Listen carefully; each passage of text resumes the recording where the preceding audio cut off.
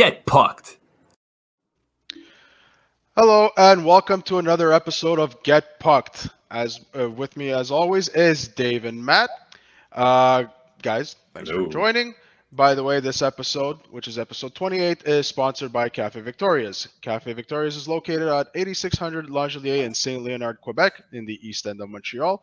You can go there to get tasty food, delicious Italian sandwiches, don't forget to ask about their lunch specials, fantastic coffee and drinks, and just make sure to ask for Paulo and Peter when you get there. Paulo or Peter, depending what time of the day. Peter's a little bit on the older side of things, but Café Victoria's. I love him. What can I say? You can also check their website at cafevictorias.ca if you want to see their menu ahead of time and see what they're all about. With that being said, guys, I got questions for you. And they are Habs-related questions, obviously. So I want to know, in your opinion, out of all the players that we've seen this season, God has there been plenty that came in and out of the lineup, which player has disappointed you the most? Dave. Nice. I got this answer first. I get to answer this first. I mean, there's obviously one. There's one answer to this. That's Jeff Petrie. No. I don't want to rag on Jeff Petrie, so I'm actually going to pass on that answer, and I'll give it to Matt. My answer is going to be Brendan Gallagher, I think. I think I set the expectations too high on like episode 5 or whatever it was, right? Not only that, technically, just a little too high. It's a little too high, Vito. But look, I mean, he's a guy who, we used to be able to count on him for 30 goals a season here in Montreal, and that was what the fan base expected. That was, I don't think he's playing up to. I know I get those injuries, those whatever. It's a COVID season, tons of complications. But to me, I think that you're looking at a guy who's making a lot of coin in the next little while. You expected a little bit more from Brendan Gallagher. And so to me, that would be my answer. I think that Brendan Gallagher, he does have excuses. Don't get me wrong. He has a ton of reasons but I think that we're starting to see probably, as we talked about earlier on in the season, the start of his, downhill slope. And so he would be my answer to that question. Do you think that maybe for Brendan Gallagher, it could be fatigue and injuries, and if he gets a proper off season, maybe we can? No, Matt, you're already nodding. I mean, look, he could bounce back and be an impactful player. Can he be a 30-goal scorer? Can he be a second first-line guy? No, absolutely not. Yeah, I think that he's a third-line guy now. He's a guy who's going to give you that veteran presence. He's going to slowly morph into a Corey Perry type of guy who's like, everybody loves to play with and everyone wants to have on his team. But ultimately, at the end of the day, he's going to take long stretches off in the middle of the season where he doesn't produce too much. He's going to be in and out of the lineup probably with some, aches and pains, especially the way Brendan Gallagher plays. And that's that. Fans will still love him. He'll still get the points here and there. He'll get a big goal here or there. He'll be an important part of the team. He's going to help the young guys and whatnot. But at the end of the day, I think that I'm not saying he can't produce, but I'm just saying I think we're done seeing the Brendan Gallagher that we're used to. Matt? I mean, I'll pick up on the Gallagher thing. Obviously, Jeff Petrie, to answer your question, is the clear winner of the one that disappointed you the most. I think anybody who says anybody else otherwise is crazy. But to not state the obvious, just to touch a little bit on Brendan Gallagher before I give you my pick, who is not Brendan Gallagher. Brendan Gallagher's contract is an albatross for a third line player, right? I think everybody can agree to that. I also think that contract was given for services rendered, not what services are going to be given. Whether that's right or wrong is up for debate. Wrong. No debate. It's listen. I mean, you can say he was grossly underpaid for a really long time, and he's getting his dues now. But yes, this is a business. I agree with you. He is overpaid, and frankly, I mean, you compare him to Corey Perry or what Corey Perry is at now. Corey Perry almost has 20 goals this season, huh? I know. Don't get me wrong. Which is insane. But yes, to your point, I think what Brendan Gallagher can bring to this team is the heart. I mean, whether he's hurt or not, you always see him battle. You always see him. No, I'm just not a Hart Trophy in any stretch of the imagination ever. But he's got the grit. He's got the heart. He is a Hab through and through. I don't see you moving Brendan Gallagher. I don't see other teams really knocking your door for Brendan Gallagher. I love the guy. I love the player for what he did. I still think he has value here. I think obviously he's overpaid, but you can't really do much about that. So I'm not going to be disappointed with him. I expected this now. What my disappointment is Mike Hoffman. Mike Hoffman disappointed the actual shit out of me. I didn't expect him to come in here and torch it. I didn't. How many names are you going to choose? You've already taken 3 players, and one of them is the one I was going to mention. Well, I'm not saying Jeff Petrie because it's too easy, and he took Brendan Gallagher, but I did have a point I wanted to make about him. But Mike Hoffman, to me, without question, is the most disappointing player on the team after Jeff Petrie. This guy came in. Mike Hoffman, everywhere he goes, is supposed to be the sniper. Everywhere he goes, he's supposed to be the power play specialist. Everywhere he goes, he's supposed to generate offense. Mike Hoffman does not do those things on this team. You have little bits of glimmer here and there, but all in all, I think even he would admit this has been a very down season for him. So, this is a guy who we're saddled with for another 2 years, contract-wise. Likely will be moved in the offseason, I would think. But again, you're selling him at an all-time low. However, just to get him off the books, it might be worth something to consider. So, give me Mike Hoffman. Next time, just name the rest of the roster, please. No, I'm good there. And screw me over a little bit more. Hoffman's an interesting one because, yes, he was brought in to be a sniper, but the way he's being used on the power play arguably is terrible. He's not there. He's not supposed to be the point man on the power play, right? And I find that he's often used that way, and he's not properly. He's supposed to be just snipe at home guy on the power play and rack up the goals. And I don't think he's used properly here. So you could argue that, but he's also a guy who came in with character issues, right? Like I think I don't know if he's beloved. There was that whole situation in Ottawa, right? I don't want to get into it and everything. And there was reports all the time that I wouldn't touch this guy. His teammates don't like him, stuff like that. So I don't know if we're starting to see the end also of Mike Hoffman. But he was a guy that I also rooted for to come here because I thought he fit their problem. I thought this was a big pickup. I also thought it was a big pickup. I was excited, and that's why it's disappointing to see. For his cap hit and offensively speaking, the numbers that he was putting up, or at least his averages, you would think, okay, this was a very good fit for Montreal. At the very least, at the beginning of the season, they figured, okay, Cole Caulfield will play on the left, and he'd be a sniper on one power play line. But then you could back that up with Hoffman on the second power play line, and all of a sudden you have 2 snipers on each line. It didn't work out. It's not working out. I mean, Hoffman's not even remotely close to his offensive numbers that he normally puts up on any other team. I mean, when you look at it, he's not scoring the 25, 30 goals a season this year. It's not even coming close to that. And he's not putting up 50-plus points this season. Not even coming close to that. Even if he was injured at the beginning of the season or whatnot, he's not even on pace on an 82-game season to hit the numbers that he normally does. So before Matt even mentioned 46 players on the entire Montreal roster and organization, I was going to mention Mike Hoffman as my biggest disappointment. For me, I'm going to put in 2 categories. You have most disappointment and the worst player on the team. Okay, I'm going to break it down. The worst player by far, because I didn't expect him to fall off a cliff, is Jeff Petrie. But that's the definition of disappointment. No, it's not for me. No, because Jeff Petrie was so unexpected for me. Jeff Petrie, I didn't expect. It's like he doesn't want to play hockey anymore. But that's literally what we had both just said. We said we're not even going to talk Jeff Petrie because it's so glaringly the most obvious one. He was the worst and most disappointing player on the team. I'm just disappointed. I just had certain expectations of. I didn't have any expectations of Jeff Petrie in a sense. I just thought he was going to come in, plug and play, and this is who he was going to be. I mean, I guess. Okay. Versus Hoffman, I expect him to come into Montreal and he's going to hit 30 goals. He's going to be a 55, 30 goal guy. He didn't do it.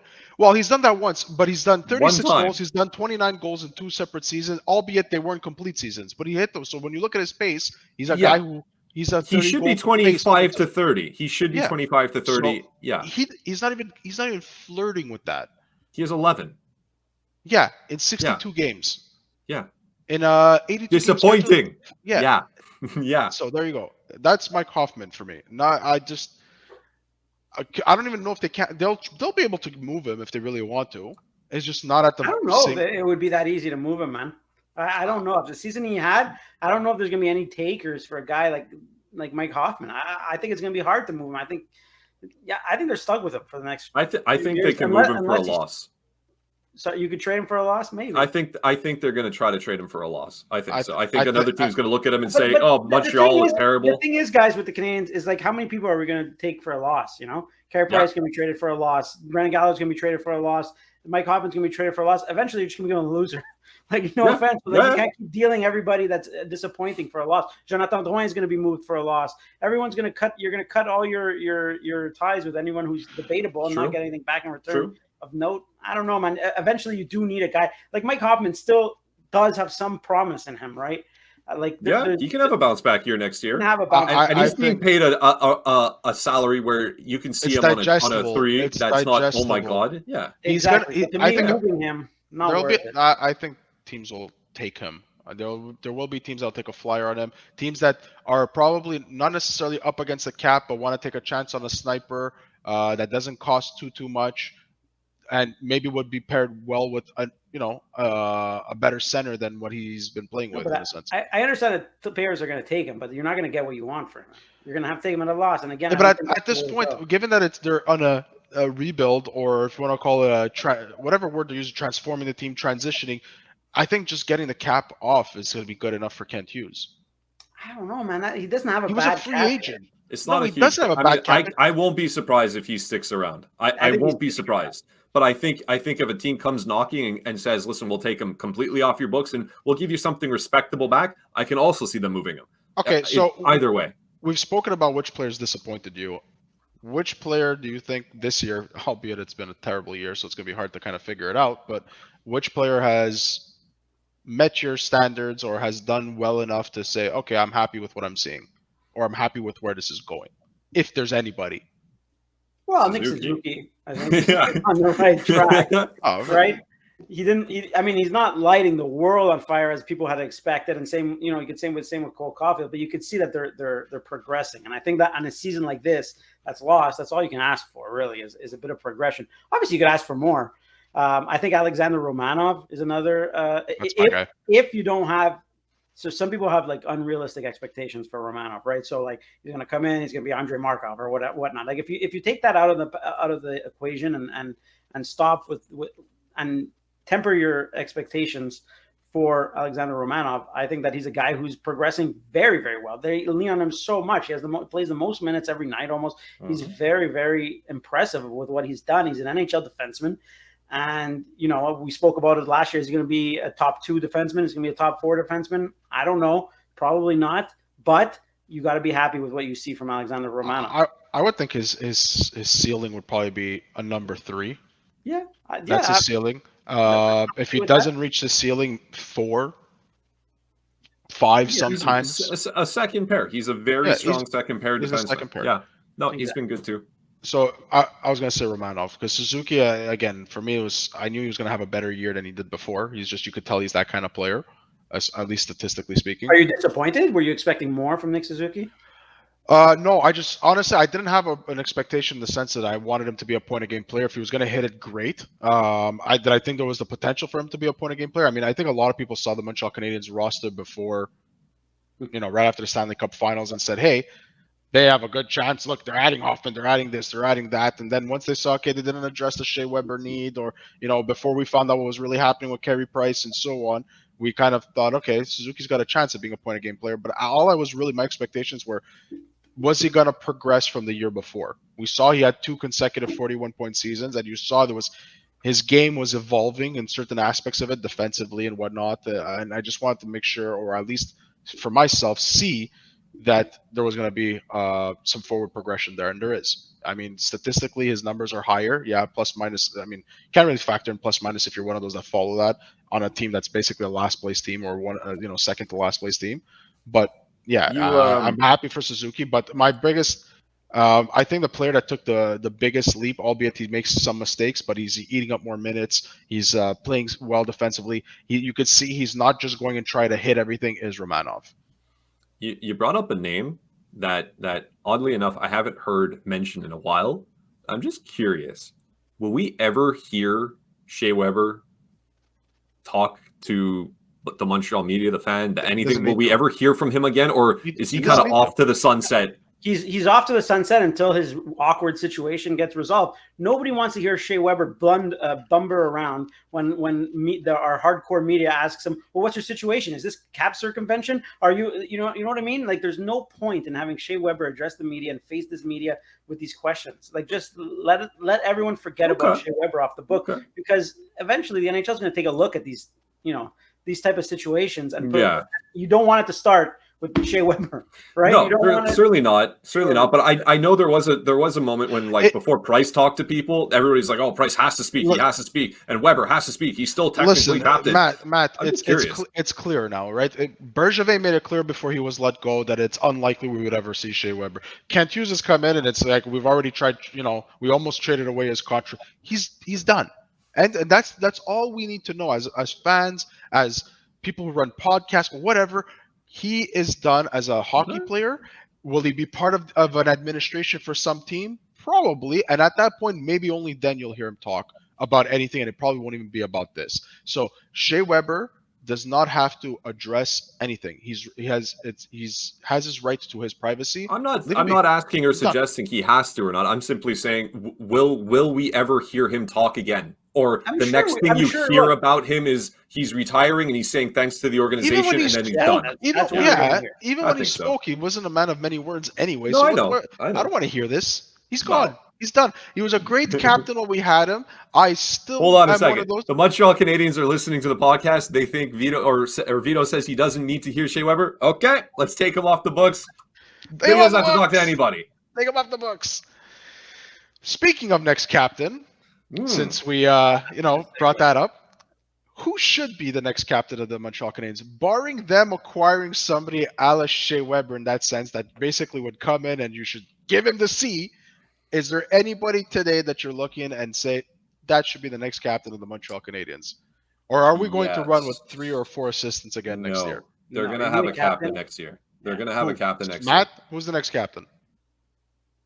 It's... like, the name that jumps out to me is Suzuki. I don't know if it would be in his best interest to be captain. I don't know if the team is going to go that way. They might keep him as an assistant or alternate or whatever the hell they're calling it these days. But I wouldn't be shocked if it was, because there's a lot of young captains now in the league. It's like part of the thing. It's part of like the team's cultures. They want to like make the young guy, the young stud, the captain, because they'll be around a while and all this other jazz. He's the highest point producer on the team. There's a lot of merit there. He's developing into a leader too. You can't ignore a guy like Gallagher. It's interesting. I don't think he'll be picked, even though he's been kind of like, the number 2 for a very long time. And I know a lot of fans out there have been suggesting that it should be him, even with the diminishing skills and the hurts and whatever. Who I think it's going to be? Edmondson. No way. I think so. Keep in mind, I think Eddie's got another 2 years after this. I think Eddie, with the stories we heard when he was off and how he got the song changed and he's a big guy in the room and all this other shit that was going on.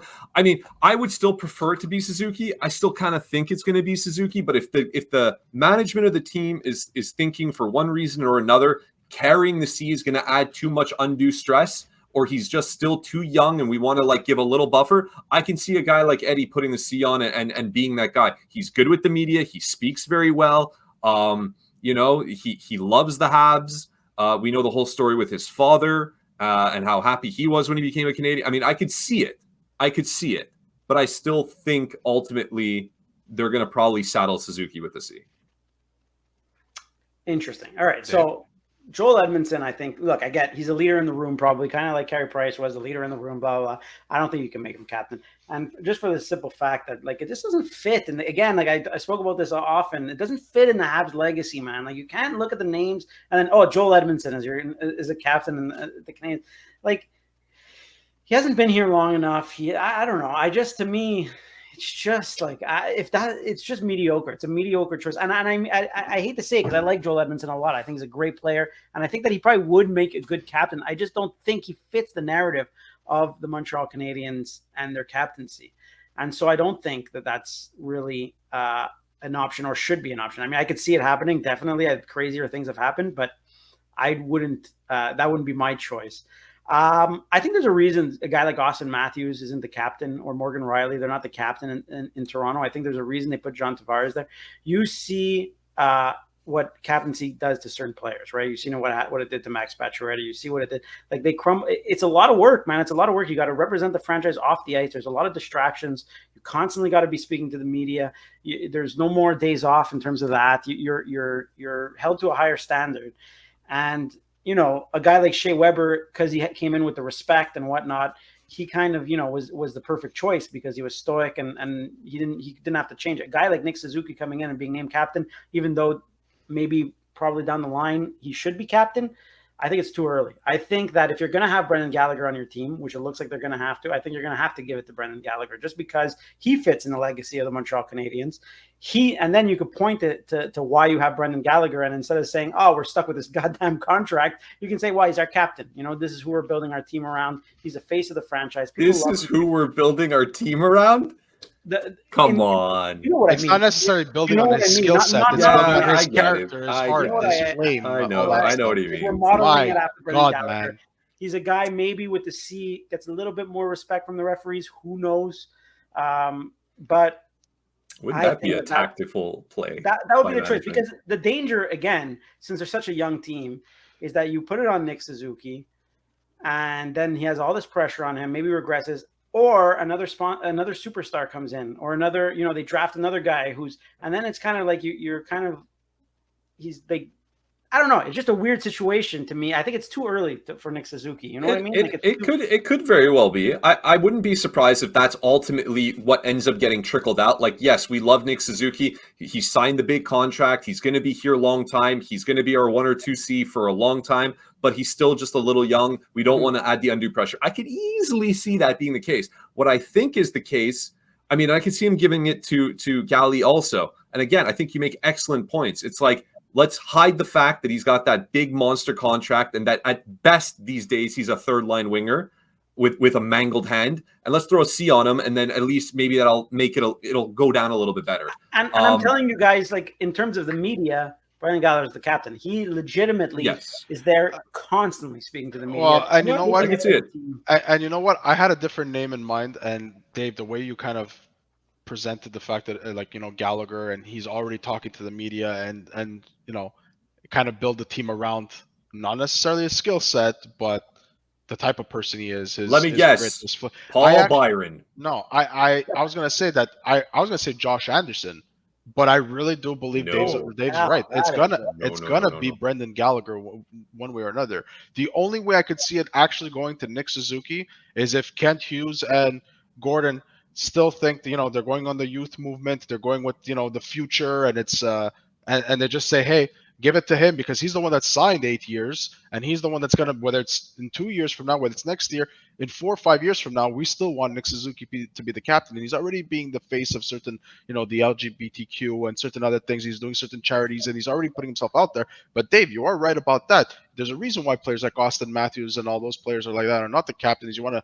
to shield them from all that. Heck, you could even go to Colorado. Nathan McKinnon's not the captain either. It's Landeskog.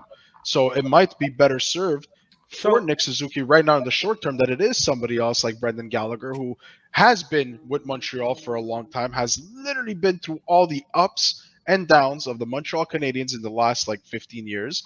And he has literally spoken to the media on 3 occasions now where they've been a bottom 3 team and dealt with that crap. So I actually, as much as I want to say I think Josh Anderson was the guy that I was leaning towards being the captain because he's shown some leadership qualities, I think at the end of the day it's going to default to Brendan Gallagher being the captain. Yeah, Josh Anderson was a way out of the box thought, and I appreciate that, Vito. I've never come on, rip me, baby. Josh Anderson. He's wearing an A next year. I'll tell you that much. I could tell you Eddie's gonna get Jeff Petrie's A once Jeff Petrie's moved. Eddie's got an A without question. Gallagher, if he's made captain, will wear C. Anderson and Suzuki will both wear A's. What happens to Paul Byron's A? He's gonna lose it. Yeah, Paul Byron. look, I love. I don't even know if he'll be on the team anymore, dude. Honestly, He's just very hurt. I like Paul Byron. I think that he's great. He served a very good. He speaks French, which is the freaking awesomest thing. So I think he was a great assistant captain and whatnot. But again, I agree. See, it's funny you mentioned the Colorado situation, right? Landeskog. So he was. I think that he's exactly the perfect example why you might want to hold off on Suzuki, right?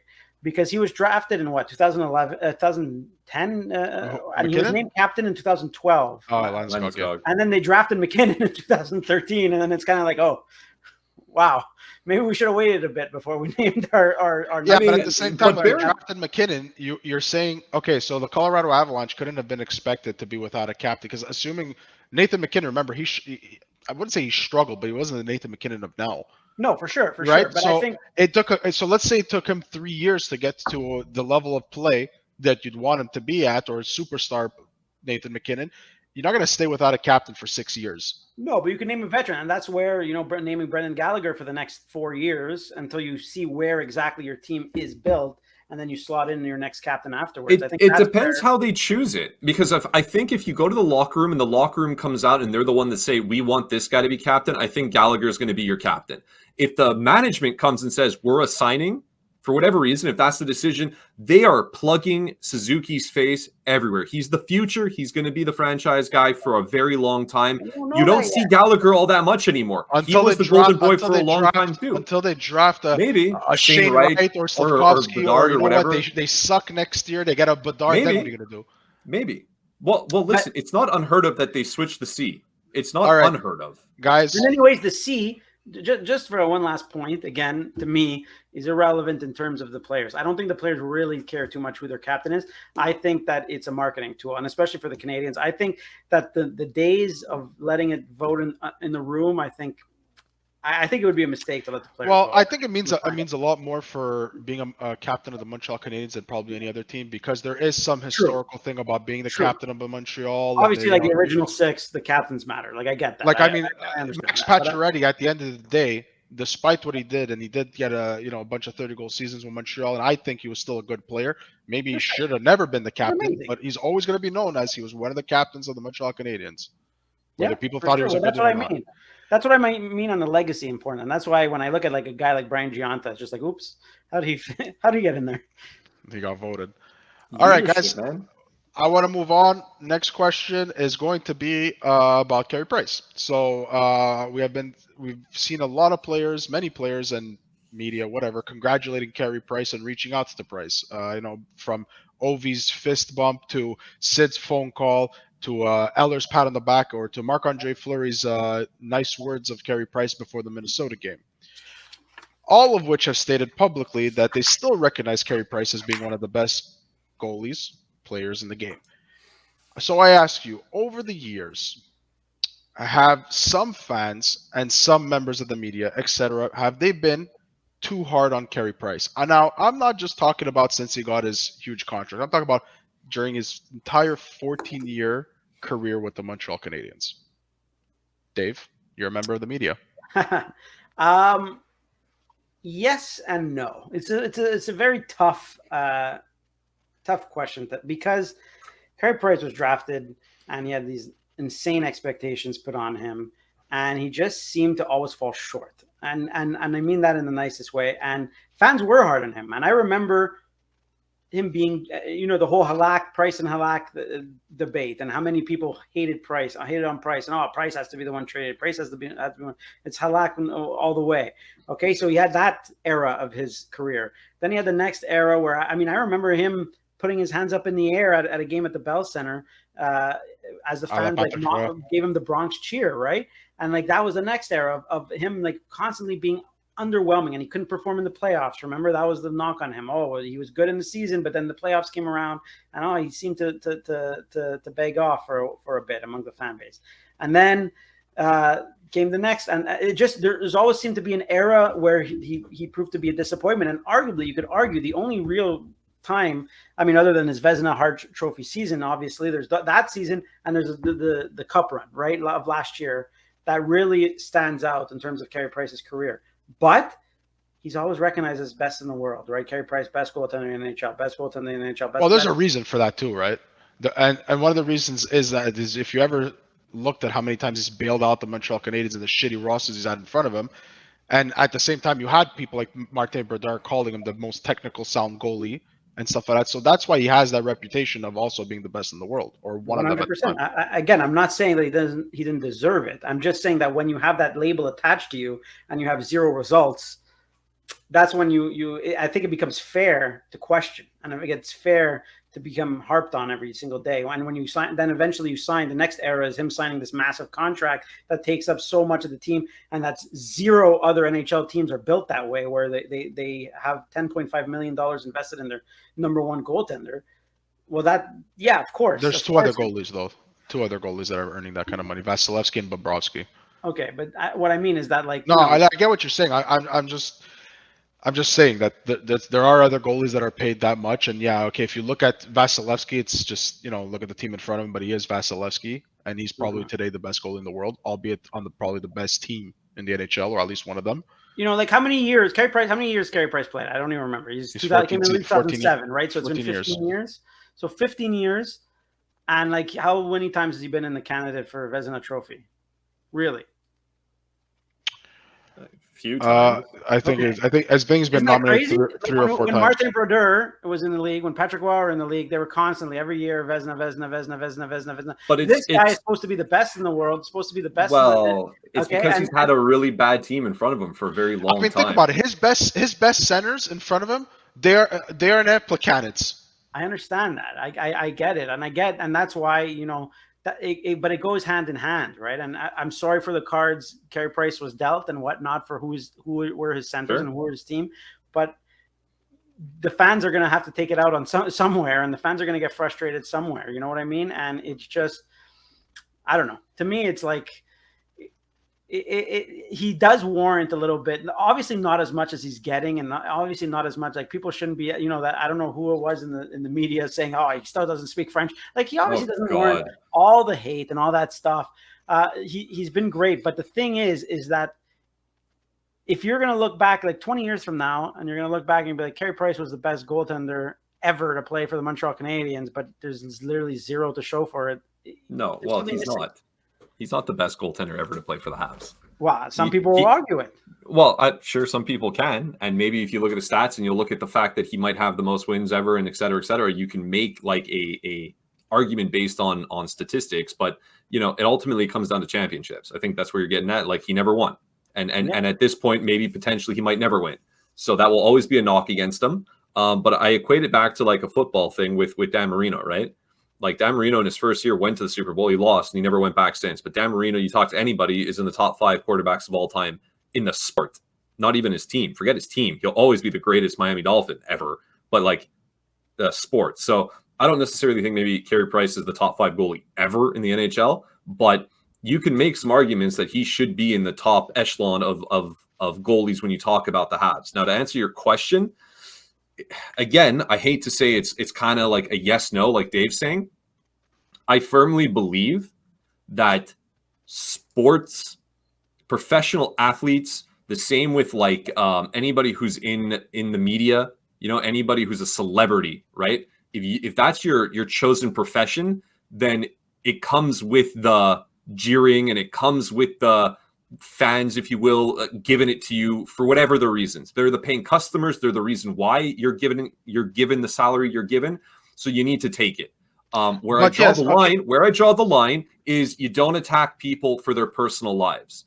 So if fans or media are going after him like this clown from yesterday that like Dave brought up, who's saying after 15 years you should know how to speak French, like shut up. No.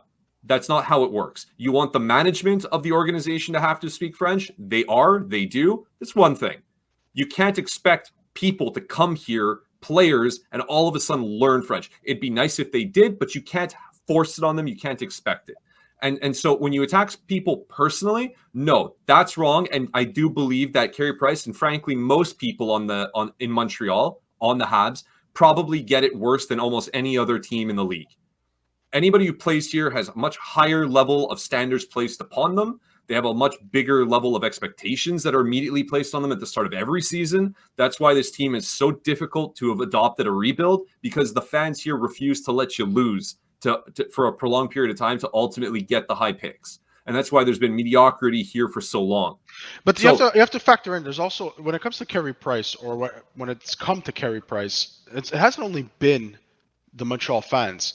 I mean, you've had fans from all over other teams ripping on Carey Price whenever they had a chance. He lets in a banana goal if or whatever they would. But I don't give a shit about other teams' fans, because they're always going to rip on the other team's players. That's what they do. My point is, over the course of 14 years, okay, I honestly, and you want to call me biased, whatever, because I'm a fan of Carey Price and whatever. Yes, people have been. Some fans and some members of the media have been too hard on Carey Price. It's basically it's a lose-lose situation when it comes to Carey Price. If he gets the win, okay, and it wasn't he stood on his head and it was a fucking shutout, okay. Yeah, he didn't get the shutout. He let in one bad goal, and they focus on the one thing. But there's going to be exceptions all the time. The whole team doesn't score. Okay, it's the Carey Price. You have those people that are just going to say whatever. But that doesn't mean that he's been treated too unfairly in the media. You're talking about a handful of stupid degenerates out there that no matter what he does, they're always going to be critical. That doesn't mean that poor Carey Price.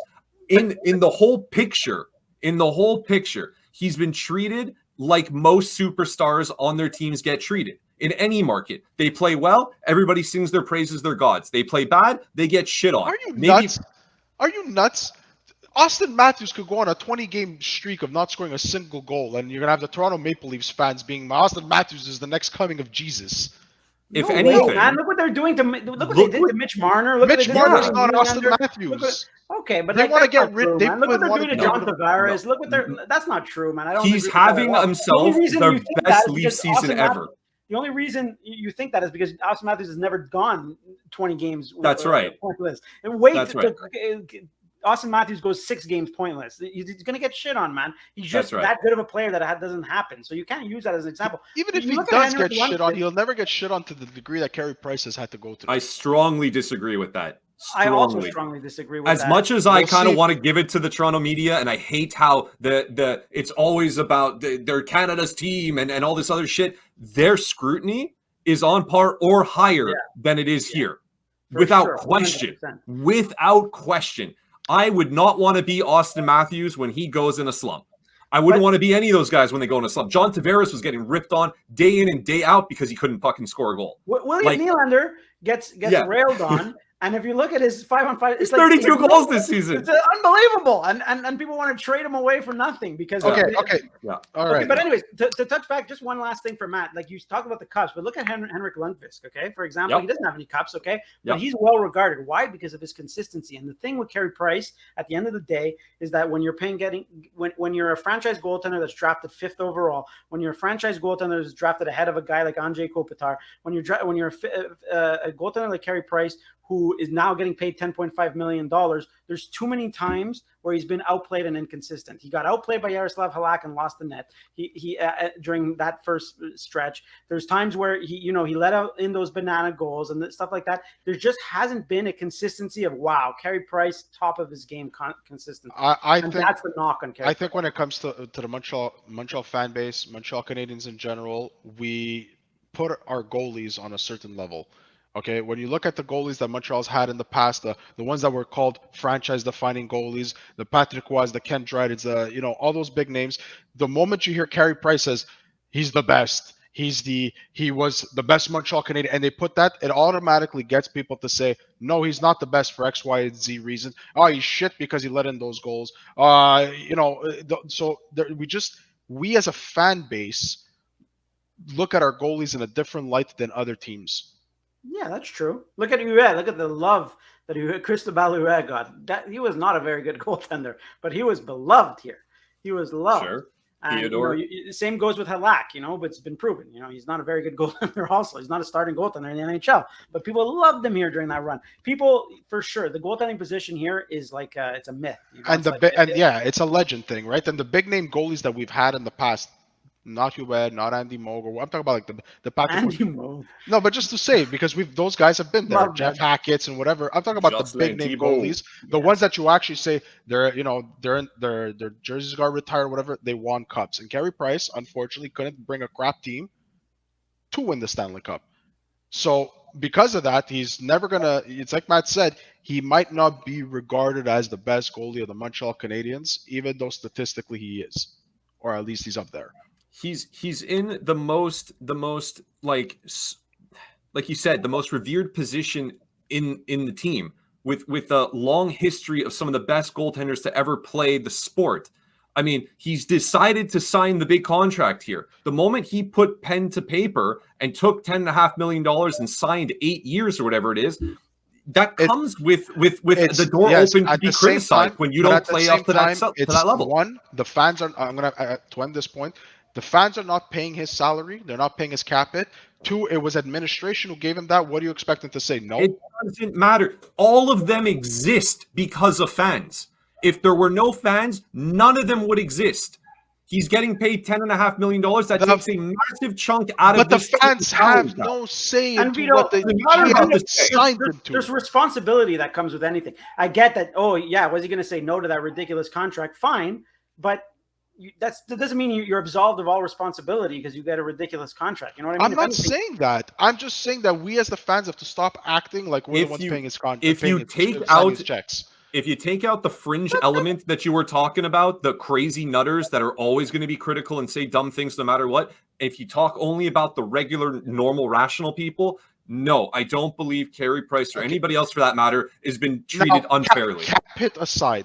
Put it to cap hit. I want a quick yes or no or quick answer to this question. Cap hit aside, at this stage of his career and where Montreal is going and what Montreal is currently doing as an organization, do you prefer to see him finish his career with the Montreal Canadiens, 4 years left on his contract, or do you prefer that he gets traded to another team at a chance to win a Stanley Cup, a contending team that he chooses to lift his no movement clause to go to? Like, what do I want for him, or what do I selfishly want? Both. I would love to see him win a cup because I think he's a good guy and he deserves it. But no, I'd rather see him stay here for 4 years and finish as a Hab. Dave. I think he should stay here as well. I think that, that's what I believe. I believe that he shouldn't tarnish his legacy. I think that not that it would be tarnished, but I mean, when Ray Bourque is not tarnished. I don't know, man. Had he won that cup in Boston, I think that his legacy is not tarnished. That's the poor phrasing. But I think had he won that cup in Boston, it would have meant infinitely more than him going to play for Colorado and winning a cup there. Just the same with Dominik Hasek. Just the same with Curtis Joseph. Just the same with all these guys. Had they actually won the cup with the team that they were, supposed to win the cup on, I think that would have meant infinitely more. So I think that I would like to see him finish here. I think that he has unfinished business here. I think that there's still a chance with this administration that they could do something.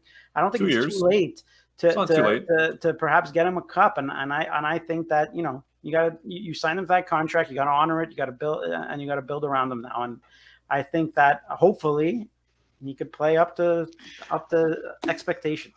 Okay, for me, I want half of his contract to stay in Montreal. I want him to do 2 more years in Montreal and then give him a chance to go win the Stanley Cup elsewhere. And I'm saying that as a Carey Price fan. I want my cake and I want to eat it too. Sweater off your wall. He's got 4 years left. Give me 2 years of him in Montreal and then give him a chance. If in those Vito 2 years wants Carey Price to win cup with the Leafs. Wow, can't believe terrible take. I never said that. I never said that. You guys don't put words in my mouth. I'll never say that. That's one. Okay, quickly. Rafael Harvey-Pinard was called up. He's currently the highest point getter for the Laval Rockets, and Laval Rockets haven't clinched the playoff spot yet. Should they have called somebody else? Should they have let Harvey-Pinard stay in Laval and let him do his thing? Or are you okay with him being in Montreal? Dave, quickly. I'm okay with them being in Montreal. The AHL serves as a development league for the NHL.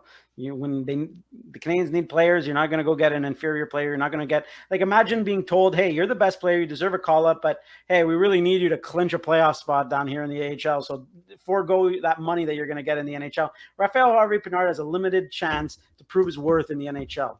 So I absolutely think that he should.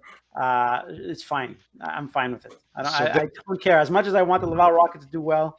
I disagree. I think they should have gone with somebody else. I think he's their best points, their best point getter. As much as it's a developmental league, these guys take pride. There's most of the players on the Laval Rocket that will never ascend to the NHL. This is their highest level that they're going to succeed in. Okay, you should have left them. I mean, yes, the money thing is important, but at the end of the day, whatever he's going to make for this one game, and then whatever Armia comes back potentially, he gets sent back down. I mean, they're in a playoff hunt. They haven't clinched yet. You bring up another body just to play. The Habs will not win potentially another game for the rest of the year. It's not about winning. It's about seeing what you got out there, and he's probably better suited to try to go as far as he can in the playoffs. And imagine just for a second, hypothetically, Laval doesn't clinch by one goddamn game because you took him out there. Maybe. I don't know. I mean, look, he's been there all year. He's been there all year. Yes. He's been there all year, and they haven't clinched the playoffs. So it's not as if his presence is wow. Imagine how much further they might be away from clinching the playoffs if he wasn't there the whole time. I'm just saying you had no reason. You needed a body. You could have taken any other person. You took their best point getter. These guys don't dream of playing for the Laval Rocket and to make the playoff, the first round of the playoffs in the AHL. Agreed. I bet you, Rafi would rather be on the team. I bet you're wrong. I will. If I talked to him and I said, "Hey, Rafi, you're gonna play 9 minutes and you're gonna be on the Habs, but you're gonna lose 4-0." One Rafael Harvey-Pinard. I would rather play against the Syracuse Crunch and eke out a 2-1 victory than play on the Montreal Canadiens. Shouldn't play hockey anymore. You should pack up his bag. You're messing with the context. You're thinking that Rafael Harvey-Pinard is going to get a guaranteed chance in the NHL. I'm not saying he's going to get a guaranteed chance. I'm saying that he's going to come and play minimal minutes, make very little impact on the game, when in fact he can go further and be seen longer and be shown as a top guy in the AHL, torching up, giving him a better opportunity for next year. You're a number one here on the Getpuckd podcast, right? And let's say, man. hey, tomorrow TSN 690 or TSN TV calls you and says, hey, man, we need you for one segment. And you're like, oh, man, I wish. But I could be the top guy on the Getpuckd podcast. Of course you're going to take that opportunity. It's context. I like what you did there, Dave. I like it. I dig it. All right, guys. Soft take. Raphael, so to conclude that specific question and topic, Dave basically hates the AHL. And Matt, exactly. I love the Laval Rocket. Don't get me wrong. I work with them all the time. Matt puts the AHL to another level. With that being said, guys, we're gonna call it here. This is episode 28, sponsored by Cafe Victoria's. Once again, please check them out. Very good food, fantastic coffee, fantastic drinks, and a very friendly and fun environment. They're located again on 8600 Langelier in Saint Leonard, Quebec. Don't forget to follow us, subscribe to our YouTube channel, follow us on Twitter, Facebook, Instagram, and most importantly, we are also about 9 days away. We're 9 days away for the giveaway. So don't forget, we're doing a giveaway for a Montreal Canadiens jersey. The winner gets their chance or gets to choose their player and number that they want. So all you have to do to participate is subscribe to our YouTube channel and follow us on one of the other social media platforms. You can improve your chances of winning by tagging 2 additional friends on any one of those social media platforms. So Facebook, Twitter, and Instagram. That'll be all, everybody. Thank you. This was Getpuckd.